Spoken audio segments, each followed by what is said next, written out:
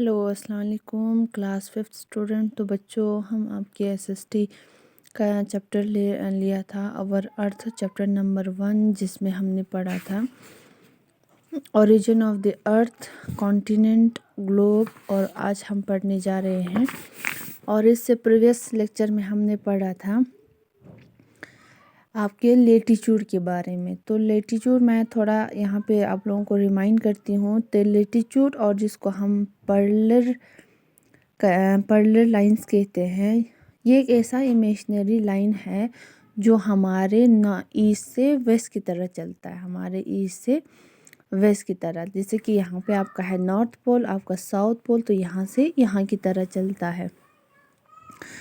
तो जो बीच में जो लाइन होती है, जिसको ग्रेट सर्कल या इक्वेटर कहते हैं, जो हमारे अर्थ को दो हिस्सों में डिवाइड करते हैं, एक है हमारा नॉर्दर्न हेमिस्फीयर, दूसरा हमारा साउदर्न हेमिस्फीयर में उसको क्या करते हैं, डिवाइड करते हैं।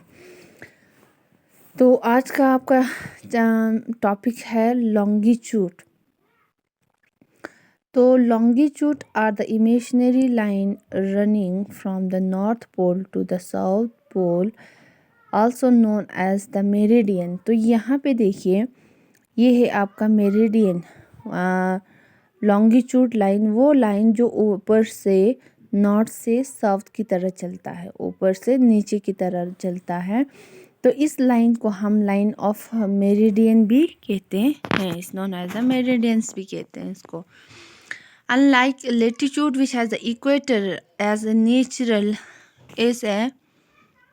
is a natural starting position, there is a no natural starting position for the longitude. तो यहाँ पे इक्वेटर जो है, यहाँ पे इक्वेटर क्या था, इक्वेटर जो है एक ऐसा लाइन है जो हमारे अर्थ को दो हिस्सों में डिवाइड करता है। तो यहाँ पे इक्वेटर जो है नेचुरल स्टार्टिंग है, तो पोजीशन है। तो यहाँ पे लॉन्गिट्यूड में कोई नेचुरल स्टार्टिंग पोजीशन नहीं है। Therefore, a reference medium has been chosen. तो इसमें से हमने एक मीडियम को चूज किया है। The meridian passing through Royal Observatory at Greenwich near London has been adopted internationally as a prime meridian or a 0 point of latitude. तो यहाँ पे कोई नेचुरल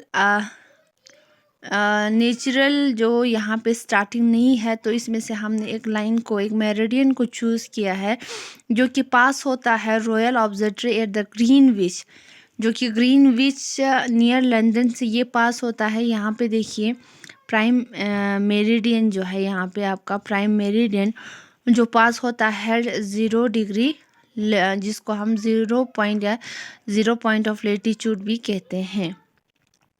प्राइम मेरिडियन या इसको 0 पॉइंट ऑफ लेटीट्यूड भी कह सकते हैं।